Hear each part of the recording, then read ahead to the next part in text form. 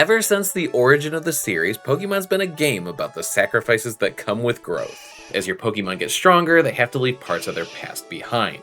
Bubble becomes Bubble Beam eventually gives way to Hydro Pump. Every new move means forgetting an old one, and choosing which move to erase is just part of raising your team. But here's something you might not have noticed. It's not just your Pokemon that has been forgetting moves, the Pokemon series has too. Sorry to burst your bubble, but Bubble is gone. Over the years, Game Freak has quietly removed more than 80 moves from the games. Some of these cuts made perfect sense. Take Jump Kick, for example. It's essentially just a weaker version of High Jump Kick, so removing it didn't really have much of an impact. But not every removed move was replaceable. Some had completely unique mechanics, were iconic parts of the series, or played an important role in competitive battles. Once they disappeared, nothing truly filled their place. And now, there's even a Pokemon out there today that doesn't have access to a single usable move. So today, we're looking at the most unique and surprising moves that Pokemon chose to forget, and the impact those moves had on the series. Before we get into the list, I want to address the elephant in the room. There are some moves that technically aren't available in the most recent games, but I don't think they belong on a list like this. This includes things like the Dynamax moves from Sword and Shield, the incredibly powerful Z moves from Sun and Moon, and the unique moves that Pikachu and Eevee learn in Let's Go Pikachu and Let's Go Eevee.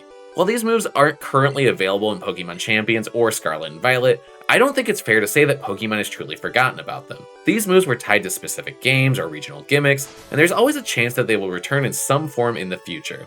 This list is focused on the moves Pokemon has genuinely left behind, the ones that feel like they're going to be forgotten from history. While there are over 80 moves that have disappeared from Pokemon, not all of them deserve the same amount of attention. Some were outdated or redundant, but others changed competitive battling, defined entire Pokemon, or became iconic parts of the series' history. Today we're looking at what I would call the 5 most iconic moves that Pokemon chose to forget. We're going to start things off with a move that if you played Pokemon from the beginning, you'll probably be both happy and a little sad to see gone, and that's Flash. Flash was a move that perfectly represented one of the most unique parts of early Pokemon, the HM system. HMs were the way moves could interact with the world around you. By using Flash, you could illuminate dark areas and make them easier to navigate. I say easier because when I was a kid, I definitely just made my way through Rock Tunnel by blindly wandering around in the darkness for hours until I eventually found the exit. If you were also a fellow stumble through the cave and hope for the best kind of kid, let me know. In battle, Flash was all flash and no powder. It lowered your opponent's accuracy by 1 stage, making them more likely to miss moves, which is really annoying, but it didn't actually do any damage. But the bigger issue was that since Flash was an HM move, teaching it to a Pokemon wasn't a decision you could easily undo. You were stuck with it until you found an NPC who could remove it, and since it wasn't exactly a powerhouse move, it often felt like more of a burden to teach to a Pokemon than a benefit. Eventually, Pokemon realized that nobody really wanted to teach their Pokemon HM moves anymore, so they removed the HM system entirely, freeing players from having to dedicate an entire team slot to moves like Flash. But now, since Flash is gone, if you ever find yourself in a dark cave, you're going to be stumbling around without any answers. Next up, we're going to talk about one of the most gimmicky moves that Pokemon has ever created, a personal favorite of mine, and that move is Assist. Originally the signature move of the Skitty line, Assist had one of the most unique effects in Pokemon. Instead of attacking on its own, it would randomly call one of the moves known by another party member. By using Assist, your Delcatty could suddenly use Fly from your Salamence, Teleport from your ults, or almost anything else your teammates knew. For most of its history, Assist was more of a fun, unpredictable gimmick than a competitive option. That did change in Generation 5. Thanks to the Prankster ability, Liepard and Purloin could use Assist with +1 priority. By building a team where Assist could only call Dive, players could create a nasty soft lock strategy in doubles. On turn 1, Assist would always call Dive, giving it priority and sending the cats underwater before your opponents could react. On the next turn, Purloin and Liepard would delay resurfacing from the water until after the opposing Pokemon had already attacked, thanks to no longer having that priority, and by holding the lagging tail or full incense, which would make them move last. Their opponents would have no chance to attack them before they immediately used another priority assist. This cycle could repeat indefinitely.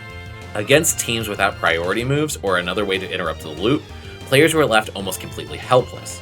And this strategy wasn't exactly fast. Liepard and Purloin were not hitting very hard with those dives. Game Freak patched Assist in Generation 6 so it can no longer call moves like Dive, ending that form of strategy, but probably to avoid more unexpected broken strategies in the future, they decided that in Generation 8 it was time to remove Assist from the game entirely. Alright, so we just talked about Assist. If you'd like to assist me to create more content, the best way you can do that is by clicking like and subscribing to the channel. If you want to have more of this content in your future, you can also click the bell, ring-a-ling-a-ding-ding. And with that, let's get back to your regularly scheduled program. We just talked about how Assist was an oversight that Game Freak never saw coming. This next one, though, feels like something anyone could have predicted. Back in Generation 4, Pokemon was on Nintendo DS, and just about every game was trying to show off the system's new microphone and touchscreen. Pokemon Diamond and Pearl's microphone gimmick belonged to Chatot, and its signature move, Chatter. Outside of battle, Chatter let you record a short audio clip using the Nintendo DS's microphone, then whenever Chatot used the move in battle, it would play your recording back. Chatter was a 60 base power flying type attack, and the louder your recording was, the more likely it was to confuse your opponent. As you can imagine, this didn't go exactly the way the Pokemon Company had hoped. It didn't take long for players to realize they could make Chatot say, well, pretty much anything. I remember my brothers, my cousin, and I thought it was hilarious to battle each other with Chatot saying random things. Most of the time we'd have it try to quote Orochimaru from Naruto. Specifically, we tried to squeeze in this one line. Press helmet, all direction of blade, and now you die.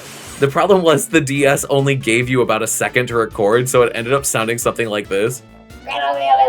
So now I have to know, if you had Chatot back then, and you weren't using it to say anything that could get me canceled on YouTube, what did you make your Chatot say? Were we the only weird kids, or did everyone abuse this feature? Moving on to the next two moves, I honestly can't figure out for the life of me why these two moves were deleted. Yes, they are two separate moves, but I count them as a pair, so you're actually going to get a bonus move today. For those unfamiliar, Pokemon has a friendship mechanic, where taking care of your Pokemon increases their bond with you, while things like making them faint or using bitter medicines actually lower it. Return and Frustration were the only moves that directly use this mechanic. Return rewarded the bond that you built with your Pokemon. The higher your Pokemon's friendship, the stronger that move became, reaching a massive 102 base power at maximum friendship. While Frustration was the exact opposite. The less your Pokemon liked you, the stronger the move became. These moves were unique because they weren't just attacks, they represented the relationship between a trainer and their Pokemon. And that's what makes their removal so strange. The friendship system still exists in modern Pokemon like Scarlet and Violet, and neither move was considered too powerful compared to the attacks available today. Return and Frustration were definitely moves that have their own identity. Personally, I always thought it was really fun to teach Return to a new Pokemon, and then as your bond grew with it, it would grow stronger and stronger. It felt like it was a reward for raising your Pokemon right. Honestly, unlike most of the moves that got lost to time, I think almost every player would be happy to see Return and Frustration come back to the game. And honestly, they'd even have competitive viability. 102 power is nothing to scoff at, and there's no downside to using the move. The final move I wanted to talk about today is one that I feel added a lot of magic to the Pokemon series. For a lot of players, their first encounter with this move came deep inside the ruins of Alph. After solving the ancient puzzles and unlocking the hidden chambers, you'd be ambushed by a flock of mysterious unknown. One unknown would attack you with hidden power and it would do basically no damage, then another would attack with the exact same move and suddenly it was super effective. As a kid, it made Unknown feel like they possessed some kind of ancient magic that you didn't fully understand. Looking back though, it's kind of funny that this mystical move could also be bought as a TM in a department store.